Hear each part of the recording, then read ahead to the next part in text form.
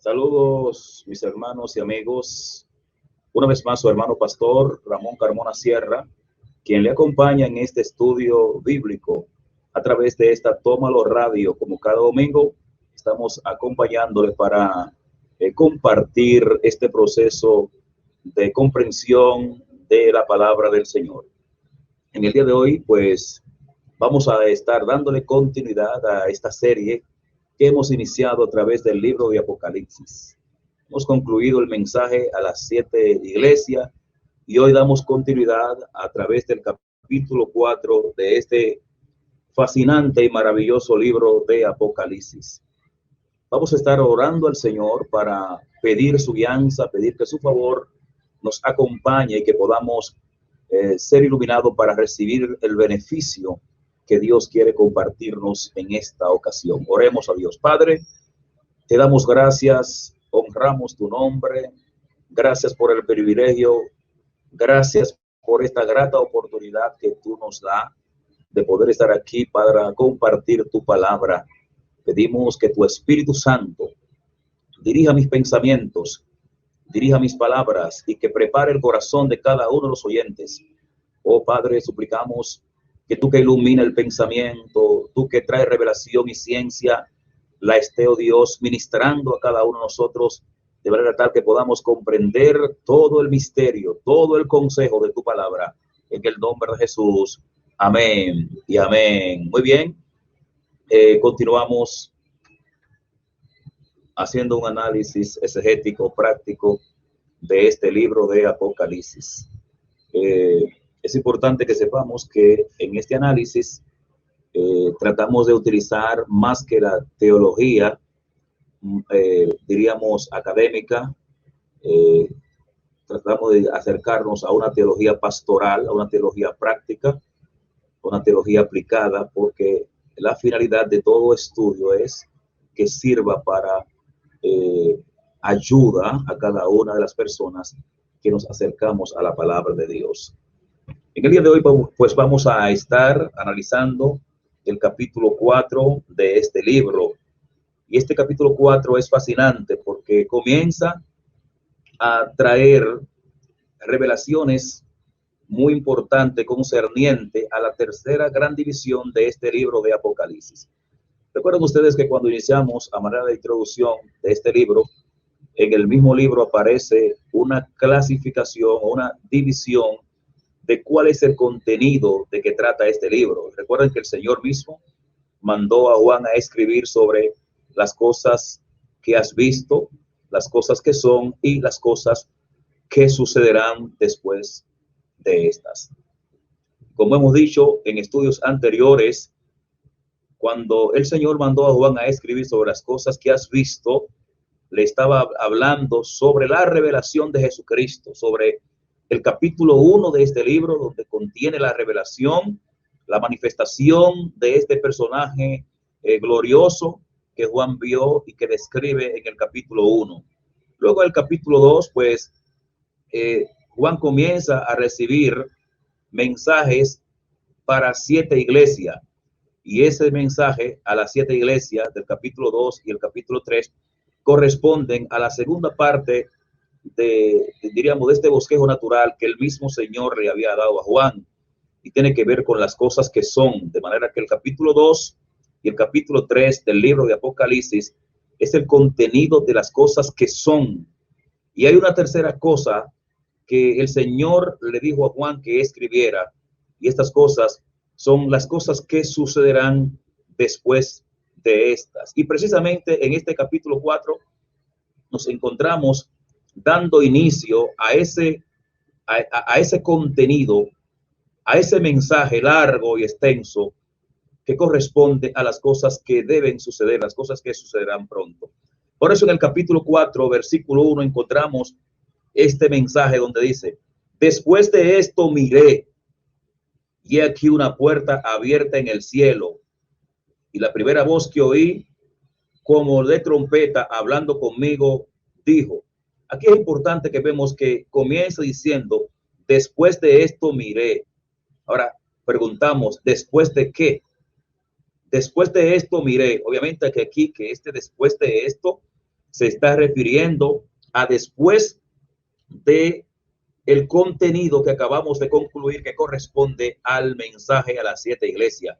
Después de este tiempo de la iglesia, después del periodo que ocupa la iglesia en el cual nos encontramos en este momento y que corresponde al intervalo que aparece en el libro de Daniel capítulo 9, verso 27 en adelante, en el cumplimiento de las 70 semanas, ese intervalo que va de las 69 a las 70, estamos viviendo, amados hermanos y amigos, en este tiempo que los expertos le han denominado el tiempo de los gentiles, pero que también dentro de ese periodo está contenido el tiempo de la iglesia o el tiempo de la gracia. Después de esto, después de las cosas que son, que corresponde al tiempo de la iglesia sobre esta tierra, ahora Juan es invitado a subir al cielo para recibir la revelación de las cosas que sucederán después de esta. Y por eso comienza diciendo después de esto, y en el griego se usa la expresión metatauto, después de esto miré. Y Juan aquí está siendo invitado a subir al cielo. Y aquí una puerta abierta en el cielo. Y es importante que podamos comprender que cuando una puerta se abre es para permitir la entrada, el acceso de algo. Es para Dios traer una manifestación o permitir el permiso para algo. Y cuando dice Juan aquí, después de esto miré y aquí una puerta abierta en el cielo, obviamente se está refiriendo a esa puerta que se abre en los cielos para comenzar a darle a Juan la revelación de las cosas que deben suceder pronto, las cosas que aún no han pasado, pero que pronto deben suceder. Y aquí dice Juan que una vez se abre esa puerta en el cielo, él escucha una voz, y la primera voz que oí como de trompeta hablando conmigo dijo, es importante que comprendamos que esta misma voz que le habla aquí en el capítulo 4, versículo 1, es la misma voz que le habló en el capítulo 1, y en el capítulo 1 esa voz tenía un nombre, esa voz se identificó como el Hijo de Dios, esa voz fue identificada como la voz del Señor. Y no nos cabe duda entonces de que aquí en el capítulo 4, esa voz que le habla una vez más a Juan es la voz del Señor. Y por eso dice aquí que esa voz hablaba con él y le dijo, sube acá y yo te mostraré las cosas que que sucederán después de esta. Las cosas que sucederán después de esta. Y como en todo el capítulo, todo el libro de Apocalipsis, el personaje central, quien está dando la revelación aquí a su siervo Juan, es el Señor Jesucristo, no cabe entonces duda de entender que quien le está hablando a Juan aquí en el capítulo 4 es el mismo Señor. Recordemos que el libro de Apocalipsis se identifica como la revelación de Jesucristo que Dios le dio para manifestar a su siervo Juan y juntamente con Juan para manifestárselo a toda la humanidad. De modo que aquí cuando Juan habla de una voz que habla con él y que lo invita a subir, esa voz, ese personaje que invita a Juan es el mismo Señor Jesucristo. Ahora dice en el versículo 2, y al instante yo estaba en el Espíritu, y aquí he aquí un trono establecido en el cielo, y en el trono unos sentados. Aquí hay varias cosas que es importante observar. Lo primero que dice aquí en el versículo 2 dice, y al instante yo estaba en el Espíritu.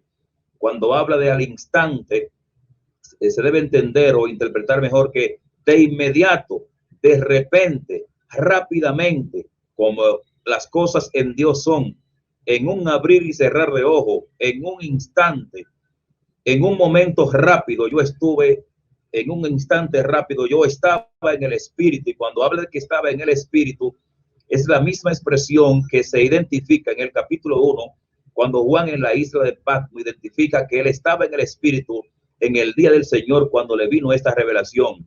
Y estar en el Espíritu aquí no es nada más que estar bajo la guianza del Espíritu, estar bajo la supervisión del Espíritu, estar bajo el control del Espíritu. Y aquí cuando habla del Espíritu, podríamos interpretar aquí que puede referirse tanto al Espíritu Santo como al control que hace el Espíritu Santo sobre el Espíritu de Juan. Y el hecho que dice que él estaba en el Espíritu habla de una sumisión a la voluntad del Señor. Y dice, y he aquí un trono establecido en el cielo. Y cuando aquí nos dice que un trono establecido en el cielo, no se especifica en el momento cuando este trono fue establecido. En el lenguaje griego existen varios tiempos verbales y uno de esos tiempos es el aoristo. Y en el griego aquí se usa un aoristo para eso. Lo que significa que aquí, cuando dice que he aquí un trono establecido en el cielo, es un trono que estaba estableciéndose en el cielo, que estaba siendo colocado, y nos llega a nosotros la imagen de la disposición de un trono donde un juez se va a sentar para comenzar a juzgar.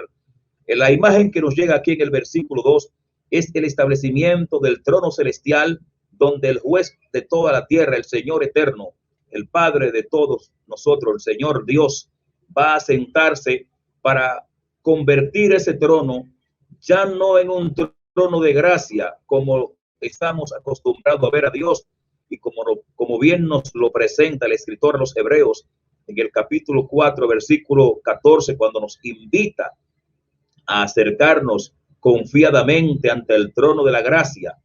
Este trono que ahora es establecido en el cielo y ante el cual se va a sentar este personaje que Juan comienza a describir, no con un nombre, sino con cualidades, con características, con manifestaciones de luces, con manifestaciones de gloria, y que no nos cabe duda que se refiere a la persona del Dios Padre.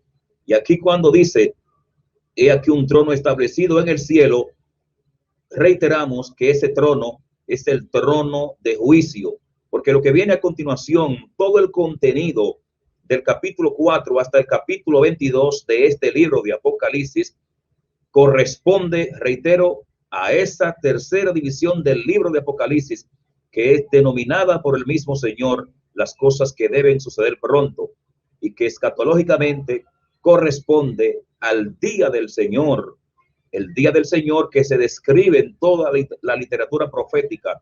Casi todos los profetas menores, casi todos los profetas del Antiguo Testamento, tanto mayores como menores, o posteriores o anteriores, como otros prefieren clasificarlo, hablaron del día del Señor. Y cuando la Biblia habla del día del Señor, no se refiere a un día de 24 horas, sino que se refiere a todo el proceso de juicio donde Dios ha de juzgar a una tierra que le ha dado la espalda a él. Y ese día del Señor es un tiempo amplio que inicia aquí en el capítulo 4 del libro de Apocalipsis y ha de ocupar todo el resto del libro hasta el establecimiento de la bendición final que Dios tiene para los que le sirven. Y este día del Señor implica tanto la gran tribulación, tanto el milenio, donde el Señor ha de reinar sobre esta tierra, los juicios, todo lo que implica la Biblia del libro de Apocalipsis, capítulo 4 en adelante, los juicios de las copas, los juicios de las trompetas, todo lo que está implicado en este libro concerniente a juicio sobre esta tierra corresponde al día del Señor.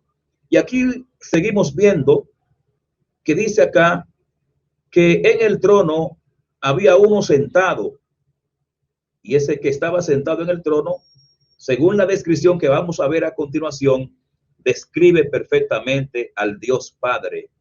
Luego en el versículo 3 dice, y el aspecto del que estaba sentado era semejante a piedra de jaspe y de cornalina, y había alrededor del trono un arco iris semejante al aspecto a la esmeralda. Aquí Juan no describe de manera personal al que está sentado en el trono, no describe cualidades personales utilizando un elemento que en la teología se conoce como antropomorfismo. Juan no comienza a describir las formas físicas del que está sentado en el trono o el que se ha sentado en el trono para iniciar juicio. Juan no comienza a describir su rostro, no describe aspectos físicos que atañen a la personalidad, porque en toda mente de creyentes ortodoxos en la antigüedad estaba el debido cuidado y el debido respeto de que no hay quien vea a Dios y viva, y ese temor reverente ante la majestad de Dios hace que Juan lo que describa aquí no sean aspectos de una figura física de Dios, sino aspecto más bien del carácter y del emblema de su santidad, del emblema de las cualidades que lo identifican. Y por eso él comienza a identificar el aspecto del que él percibió sentado en el trono a través de piedras preciosas, y dice que era semejante a piedra de jaspe.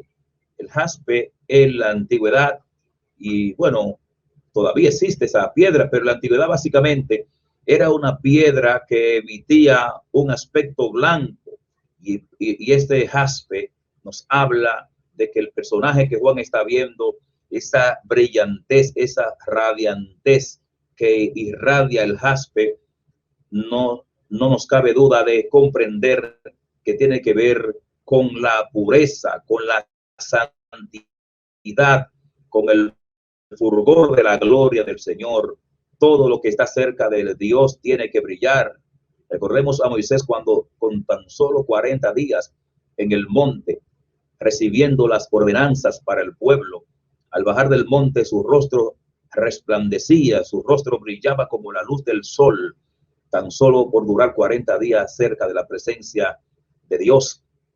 Y allí en la transfiguración del monte, donde el Señor se transfiguró al junto de sus 3 discípulos del círculo íntimo, Pedro, Juan y Jacobo, allí hubo una gloria brillante donde tanto el Señor como Moisés y Elías, que fueron los personajes allí que protagonizaron ese escenario, pues brillaban, y la gloria que allí se manifestó habla del carácter, de la pureza, de la dignidad con que la divinidad siempre se manifiesta. En la antigüedad y en todo el contexto bíblico, cuando se habla de la gloria de Dios, casi siempre aparece representada a través de la brillantez, representada a través de piedras preciosas. En esta ocasión está el jaspe, y luego habla de la cornalina. La cornalina es lo mismo que el sardi, la piedra sárdica, que emitía un color rojizo, y ese color rojizo de la cornalina ahora nos habla de juicio. El juicio que que está sentado en el trono pronto estará despachando contra una humanidad que se ha rebelado y que le ha dado la espalda a él. Pero como siempre, como nos dice la palabra del Señor, que la misericordia y el juicio se encontraron. Siempre donde el juicio estará presente, también estará presente la misericordia. Dios es misericordioso. La Biblia dice que Él es amor y es fuego consumidor. La Biblia dice que Él, aunque actúa en justicia, también aplica la misericordia. Y aquí el elemento que vamos a ver que vamos a ver a continuación nos evidencia que aún en el tiempo de los juicios grande y divino de Dios sobre esta tierra, habrá un destello de esperanza y de misericordia para aquellos que deciden abrir el corazón a su palabra. Y por eso aquí Juan ve que alrededor del trono también había un arco iris, y que era semejante en aspecto a la esmeralda. Y esta idea del arco iris nos lleva de inmediato a Génesis capítulo 9, donde el Señor hizo un pacto con Noé. Y la señal de este pacto fue el arco iris, que identificaba la promesa divina de Dios de que nunca jamás Él traería juicio y destruiría la tierra con agua. El arco iris es una señal de que Dios protegería a la humanidad de otro diluvio, y este arco iris evidenciaba la esperanza para esa humanidad que salía de los juicios del diluvio. Y aquí Juan ve un arco iris semejante en aspecto a la esmeralda. Qué preciso es ver justamente cuando el Dios justo, el juez de toda la tierra, está pronto para sentarse en su trono y traer juicio, que también juntamente con él se presenta el arco iris, y con esta perla preciosa llamada la esmeralda, que tenía un aspecto verde. El verde representa en el lenguaje filosófico la esperanza, pero en este caso la esmeralda, ese color verde, disminuía un poco el color rojizo de la cornalina. O sea, en esto estamos viendo que aquí Juan aunque está viendo el juicio representado a través de la cornalina, también está viendo la misericordia representada a través de la esmeralda. Dios trae juicio sobre la humanidad, pero su misericordia aún estará abierta para aquellos que deciden amar a Dios, deciden escuchar su voz y aún en el momento más crucial de su vida, se arrepienten y se vuelven a Él. El versículo 4 sigue diciendo Juan, describiendo lo que él pudo contemplar allí, en ese trono que ahora le está contemplando, no desde la tierra, sino en el cielo. Recordemos que Juan, en este capítulo 4, no se encuentra en la tierra, sino que él es llevado en el espíritu al trono celestial. Y aquella voz que le dijo, sube acá, lo llevó a la presencia de Dios, donde él comienza a contemplar todo esto que estamos viendo acá. En el versículo 4 dice, alrededor del trono había 24 tronos, y vi sentados en los tronos a 24 ancianos, vestidos de ropas blancas y con coronas de oro en sus cabezas. Nos encontramos ahora frente a uno de los pasajes más controversiales del libro de Apocalipsis. Y no solamente controversial, sino que es uno de los pasajes más difíciles de interpretar. Aquí ahora aparecen 24 ancianos en el versículo 4. Dice que alrededor del trono habían 24 tronos. 24 tronos alrededor del trono, y sobre esos tronos habían 24 ancianos sentados. Y sería importante preguntarnos quiénes son estos 24 ancianos. ¿A quiénes representan estos 24 ancianos? ¿Qué mensaje podría darle a la iglesia y a nosotros que con hambre, con un corazón desesperado buscamos comprender la palabra del Señor? Y sobre esto de los 24 ancianos se han construido varias interpretaciones. Y si me permiten observar y ver algunas de esas interpretaciones, vamos a considerarla. Algunos dentro de sus interpretaciones sobre este pasaje y sobre estos personajes identificados como los 24 ancianos, se plantean diferentes teorías. Pero antes de ver esas teorías o esas explicaciones que se dan, vamos a ver las características de estos 24 ancianos. En el mismo versículo 4 de este libro nos dice que ellos estaban vestidos de ropas blancas, tenían coronas, pero en el contexto del libro de Apocalipsis hay muchas acciones que vamos a ver a estos 24 ancianos haciendo, y es la que a continuación le voy a presentar. En primer lugar, ellos estaban sentados alrededor del trono de Dios, y estaban vestidos con vestiduras blancas, según nos dice acá el capítulo 4, versículo 4. Pero también nos dice que ellos echaban sus coronas delante del que está sentado en el trono. En el capítulo 4, versículo 10, lo podemos observar. Ellos echan sus coronas delante del que está sentado en el trono. Pero también ellos adoran y alaban constantemente al que está sentado en el trono. Y esto lo podemos ver en el capítulo 5, versículo 11 de este mismo libro de Apocalipsis, así como en el versículo 14. Pero también en el capítulo 7, versículo 11, capítulo 11 y versículo 16, así como el capítulo 14, versículo 3 y el capítulo 19, versículo 4. En cada uno de esos capítulos vamos a ver a estos 24 ancianos en una actitud de adoración constante delante del que está sentado en el trono. Pero también estos 24 ancianos presentan a Dios las oraciones de los santos. Ellos llevan delante del Padre las oraciones de los santos, según el capítulo 5, versículo 8.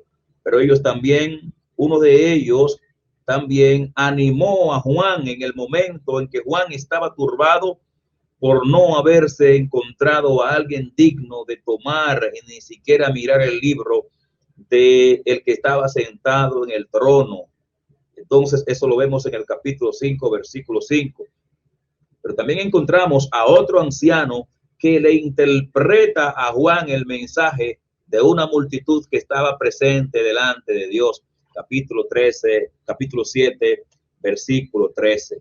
Entonces, ahora sí, viendo estas cualidades propias de estos ancianos, de estos 24 ancianos en toda la Biblia, vamos a tratar de ir viendo las diferentes posturas que se han trazado sobre ellos, y al final, conforme a la misma Biblia, nosotros podemos acercarnos a la que más podría acercarse al contexto general de este libro de Apocalipsis, haciendo un análisis serio, no alegórico, sino hermenéutico y exegético de este texto que estamos analizando.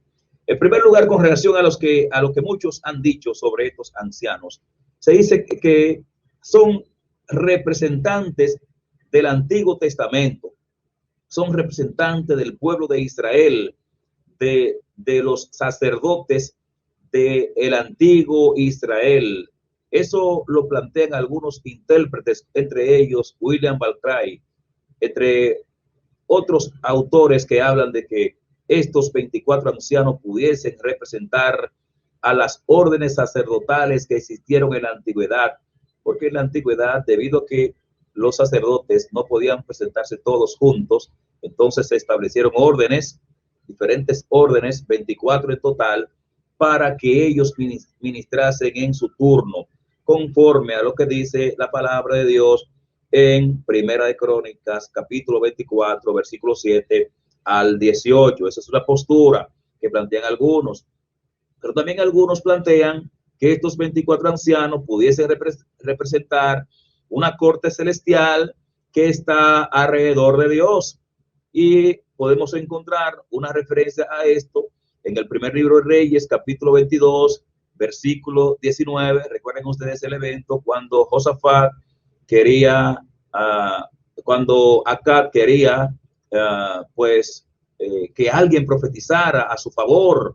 El rey Acab quería que alguien le dijera algo favorable, si él podía ir a enfrentar a Ramat de Galat. Y hubo un profeta llamado Micaías que le hablaba la palabra de Dios, y le hablaba la palabra aún el rey no quería, aún el mensaje que el rey no quería escuchar.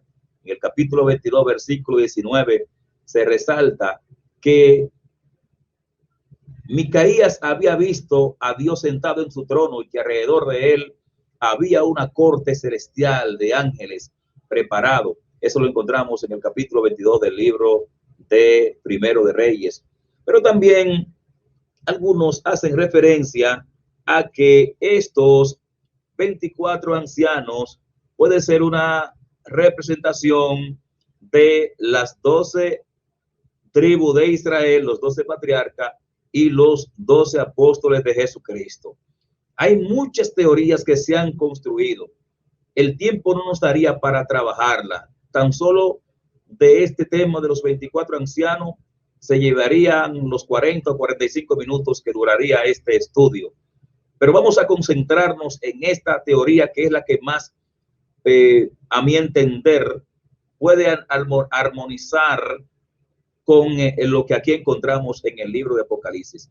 Y es la que plantea que estos 24 ancianos pueden ser una representación simbólica tanto de los líderes de Israel, en un sentido, los 12 patriarcas o las 12 tribus, y los líderes representativos del cristianismo, que son los 12 apóstoles de Jesucristo.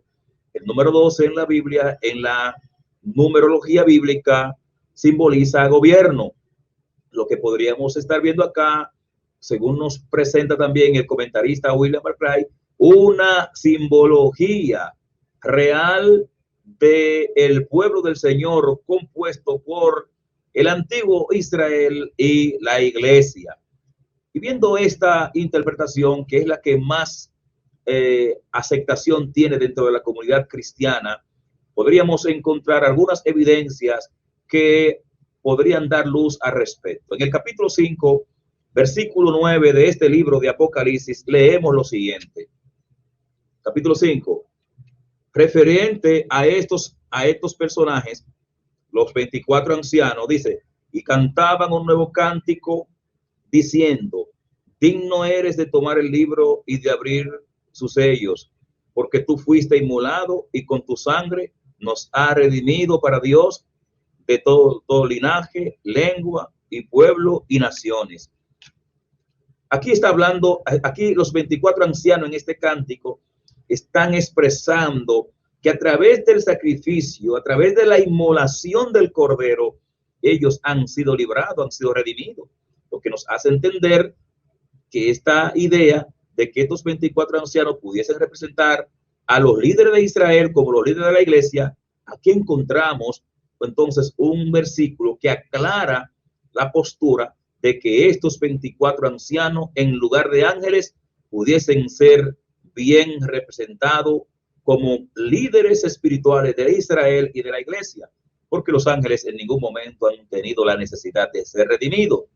Ni siquiera Satanás y sus demonios, que cayeron y pecaron contra la santidad de Dios, tendrán la oportunidad de ser redimidos, mucho menos los ángeles que han estado guardando su dignidad y su pureza delante del Señor. En ningún momento de la revelación se encuentra la necesidad de que los ángeles sean redimidos, lo que podemos entender que estos 24 ancianos bien pueden ser hombres representativos del pueblo de Dios, tanto veterotestamentario como el pueblo de Dios de la era de la iglesia.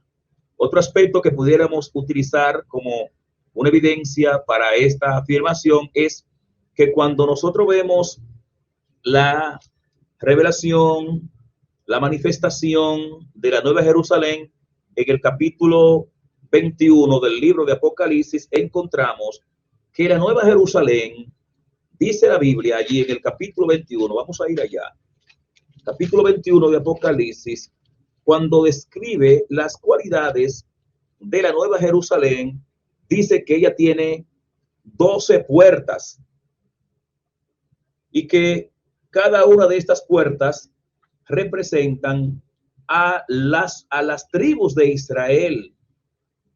Entonces, y que en cada una de esas puertas están los nombres de esas tribus, pero también dice que tiene 12 cimientos y que en esos cimientos están los nombres de los apóstoles de Jesucristo. Lo que nos hace entender perfectamente es que este número de 12 y 12, 24, y que aquí en Apocalipsis 21 lo expresa claramente, que representan las puertas con sus piedras preciosas a las 12 tribus y los fundamentos, los cimientos a los apóstoles. Entonces podemos inferir, podemos deducir que bien pudieran representar estos 24 ancianos a esos líderes de la iglesia y esos líderes del antiguo Israel. Seguimos viendo acá entonces que estos 24 ancianos, se reitera que tenían una ropa blanca, habla de pureza, habla de dignidad, y que tenían también coronas de oro en sus manos. Tenían coronas de oro en sus manos. Y más adelante se dice que ellos echaban sus coronas delante del trono como una evidencia de sumisión al que está sentado en el trono. Luego en el versículo 5 se nos dice, y del trono salían relámpagos y truenos y voces, y delante del trono ardían 7 lámparas de fuegos, las cuales son los 7 espíritus de Dios. Cuando habla aquí de que del trono salían relámpagos y truenos y voces, obviamente aquí la referencia es al carácter de la manifestación de Dios. Cuando Dios se manifiesta, los elementos más característicos es el trueno, el relámpago, el fuego. Recordemos el evento de Éxodo capítulo 19, versículo 16 en el monte Sinaí, cuando Moisés, con la ley de Dios en mano, convoca al pueblo. Y una vez el pueblo santificado, 3 días después, que dice la Biblia que Dios se manifestó en el monte, allí hubieron voces, truenos y relámpagos, y del monte salía un humo como un horno. Lo que aquí nos dice la Biblia es, cuando habla de truenos, relámpagos, voces, habla de la manifestación de la gloria de Dios. En otros pasajes de la Biblia encontramos una referencia a cómo se manifiesta la gloria de Dios. Y esta manifestación de la gloria de Dios la podemos encontrar tanto en Ezequiel capítulo 1, versículo 13, como también en el Salmo 78, versículo 18, así como en Job capítulo 7, capítulo 37 y versículo 4, y Éxodo capítulo 19, versículo 16. Veamos el Salmo 78. Veamos el Salmo 78, a ver cómo aparece aquí una expresión de la manifestación de esa gloria de Dios a través de estos elementos que hemos mencionado. 78, 18, Salmo 78, 18 dice, pues tentaron a Dios en su corazón, pidiendo comida a su gusto, diciendo, no es ahí, no, corrijo, no es el Salmo 78, 18 que tengo que notar. Pero anyway, soltamos el Salmo 78 y entendemos que en Éxodo capítulo 19, versículo 16, allí aparece la manifestación de Dios con fuego, con trueno, con voces. Y en Ezequiel capítulo 1, versículo 13, Ezequiel vio la gloria de Dios con la mitad fuego y la mitad resplandor. Lo que aquí sí podemos asegurar que aparece manifestada la gloria de Dios a través de estos elementos. Muy bien. Ahora en el versículo 6 es donde estamos. Versículo 6. Se describe claramente esta manifestación de Dios a través de estas expresiones de trueno, en el versículo 5, de truenos, de relámpagos, de voces delante del trono. Y luego se dice que ardían 7 lámparas de fuego, las cuales son los 7 espíritus de Dios. 7 lámparas de fuego hace referencia al candelabro que estaba tanto en el templo como el candelabro que el mismo Juan vio cuando vio a Cristo glorificado y que se paseaba en medio de las 7 lámparas. Y aquí hace una conexión de estas 7 lámparas de fuego y la identifica y dice, las cuales son los 7 espíritus de Dios.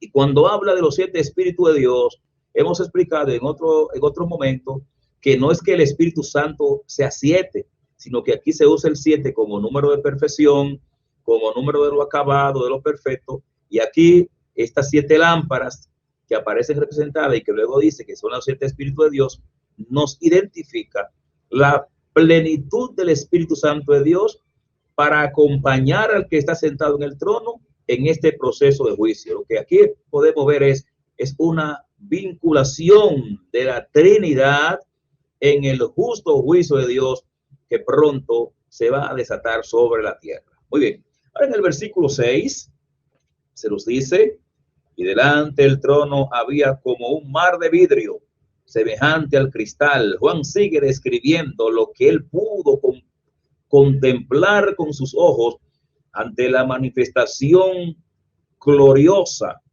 de el trono de Dios. Cuando él ve el trono de Dios, él comienza a ver todas esas cosas que de manera descriptiva está dándonos acá. Y dice aquí en el versículo 6 que él vio como un mar de vidrio semejante al cristal. Y aquí se usa un símil, dice como un mar de vidrio. No vio un mar de vidrio, sino que lo que él pudo ver y comprender, lo comprendió cual si fuera un mar de vidrio. Pudiéramos ver otra expresión en este texto que nos diría, yo por lo menos parafrasearía de la siguiente manera, si yo soy Juan, y lo que vi fue tan maravilloso que se me pareció a un mar de vidrio. Un mar de vidrio, un mar de cristal. Ahora bien, ese mar de cristal representa también la gloria que está rodeando el trono de Dios. El mar de cristal representa la pureza que está alrededor del trono de Dios. El mar de cristal representa esa limpieza que está en el trono de Dios. Y este mar de cristal pudiese parecerse de manera perfecta a lo que en el tabernáculo se le llamó la fuente de bronce. La fuente de bronce o la fuente del lavacro era parecido a un cristal, porque cuando el oferente se acercaba a ella para lavarse, veía reflejado su rostro en el fondo del agua. Era como si fuera una fuente de cristal. Pero también nos lleva al templo de Salomón, que según segundo de Crónicas capítulo 4, versículo 6, Salomón allí en el templo había construido 10 fuentes, pero aparte de esas 10 fuentes, 5 a cada lado, él había construido lo que se llama el mar de bronce. El mar de bronce había sido construido para que los sacerdotes allí se lavaran, lo que nos hace entender que representaba la pureza de los sacerdotes. Y en ese sentido podemos ver aquí este mar de cristal o este mar como de cristal que Juan está viendo alrededor del trono de Dios, y podemos entonces inferir que pudiese bien representar lo que en el templo, lo que en la antigüedad representó la fuente de bronce, el mar de bronce en el templo de Salomón, y también en el libro de Ezequiel se habla de un mar de vidrio y de un mar también de cristal, y que tiene que ver también con la pureza. Luego dice Juan, y junto al trono y alrededor del trono, 4 seres vivientes llenos de ojos delante y detrás. Aquí aparecen también otros seres vivientes, otros seres alrededor del trono. Ya hemos visto los 24 ancianos, pero aparte de los 24 ancianos, ahora se unen a este concierto celestial 4 seres vivientes, que también es importante ubicar su identidad, ubicar quiénes podrían ser estos 4 seres vivientes. Ellos, juntamente con los 4 seres vivientes, se unen en la adoración, se unen en la proclamación de la santidad y de la alabanza del Señor. Pero hay algo que se destaca aquí, que hacen los 24 ancianos, y dicen que ellos adoran al que vive por los siglos y echan sus coronas delante del trono. Echar las coronas delante del trono es una actitud de reverencia, de humillación y de adoración, y era algo común en la antigüedad. Los reyes orientales, los reyes en la antigüedad, cuando llegaban a visitar a algún rey, ellos en un acto de reverencia echaban sus coronas delante del rey o el monarca que lo invitaba. Y se usaba mucho en los imperios, porque los imperios hay un emperador y hay un grupo de reyes que son súbditos o que sirven a ese emperador. Y es muy aplicable a esta idea de reyes, personas con dignidades, con coronas, con honras, y que esas honras las rinden delante de alguien que tiene mucho más honra que ellos. Pero también se aplicaba en la antigüedad, lo aplicaban en las guerras. En el caso de los romanos, cuando conquistaban a otros pueblos, esos pueblos tenían que rendirle reverencia al emperador, y era muy común andar con una estatua del emperador para cuando las legiones romanas llegaban a un pueblo y lo conquistaban, entonces sometían a las personas, incluyendo a los líderes de ese pueblo, a ofrecer reverencia a la imagen, a la estatua del emperador. Y obviamente que esta reverencia implica también redención, porque el emperador tenía en su facultad redimir la vida y perdonar la vida de esas personas o matarlo. En este caso, nosotros, cuando hacemos reverencia ante nuestro Señor, estamos diciendo: tú eres nuestro Rey sublime y Señor, y en tus manos está nuestra vida, tú la quitas y la das. Nos rendimos ante ti porque tú nos has redimido nos ha librado de la potestad de la muerte, de la potestad del pecado, y nos está ofreciendo el don de la vida eterna. Los 24 ancianos y los 4 seres vivientes hacen esa actitud de rendición, y es una representatividad de lo que el pueblo de Dios, la iglesia del Señor, todo el que le sirve a Dios debe hacer ante Dios: rendirnos, postrarnos ante Él en reconocimiento de que todo lo que somos y tenemos se lo debemos a Él. Ellos cantan un cántico: digno eres de recibir la gloria y la honra y el poder, porque tú creaste todas las cosas y por tu voluntad existen y fueron creadas. Hemos concluido este capítulo 4 del libro de Apocalipsis, quien de manera exegética nos da un detalle amplio de todas estas imágenes que Juan pudo ver en el cielo, pero que de manera práctica nos desafía primero a estar siempre dispuesto a ser guiado por el Espíritu Santo de Dios. Juan estaba en el Espíritu, Juan estaba rendido al Espíritu, pero también nos desafía esta revelación que Juan ve allí, nos desafía a la santidad y a estar siempre presto a contemplar la gloria y la majestuosidad de Dios. Y en un tercer orden, esta revelación allí nos desafía a la adoración de Dios, porque si estos seres vivientes, que son ángeles y que no han sido objeto del pecado, se postran ante Dios, y estos 24 ancianos que son líderes de alta envergadura están ante el trono de Dios y alrededor del trono de Dios y adoran a Dios por los siglos de los siglos, nosotros entonces tenemos un llamado a la adoración, un llamado a rendirnos ante Dios. En un último punto, y el cuarto, es que esta revelación que encontramos allí en el capítulo 4 también presagia, y con esto concluyo, también presagia la invitación sublime que un día la iglesia ha de recibir cuando sea invitada a subir a la presencia del Señor. Muchos ven allí en esta invitación celestial a la iglesia representada con Juan, que es invitada a la presencia de Dios antes de la manifestación de los juicios de Dios sobre esta tierra.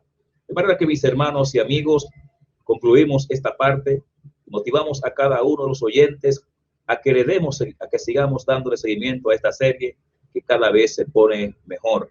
La próxima semana estaremos viendo otra manifestación, y es la manifestación en el capítulo 5 del Cordero con el libro en la mano. Y allí estaremos viendo mensajes importantes para nuestra espiritualidad. Dios le bendiga a todos, Dios le guarde. Gracias por su sintonía, gracias por estar ahí. Le habló su hermano pastor Ramón Carmona Sierra, quien le invita a seguir escuchando esta emisora Tómalo Radio. El próximo domingo estaremos haciendo entrega una vez más de otro estudio de la palabra de Dios a través del libro de Apocalipsis. Si usted no es cristiano, le invitamos a que se acerque a Cristo, busque a Cristo, porque todo esto que estamos viendo en el libro de Apocalipsis va a pasar pronto. Fíjese que dice, van a suceder pronto. Y si usted es cristiano, afiánzese cada día, crea cada día más, fortalezcase cada día más, vaya a su iglesia y siga las orientaciones que se le da en su iglesia para que podamos estar preparados y recibir las bendiciones que el Señor tiene para con nosotros. Dios le bendiga, Dios le guarde, y gracias a los controladores de esta emisora, gracias a Patricia por darnos acompañamiento cada vez que estamos ofreciendo este estudio. Dios le bendiga y gracias por estar ahí con nosotros. Bendiciones y paz.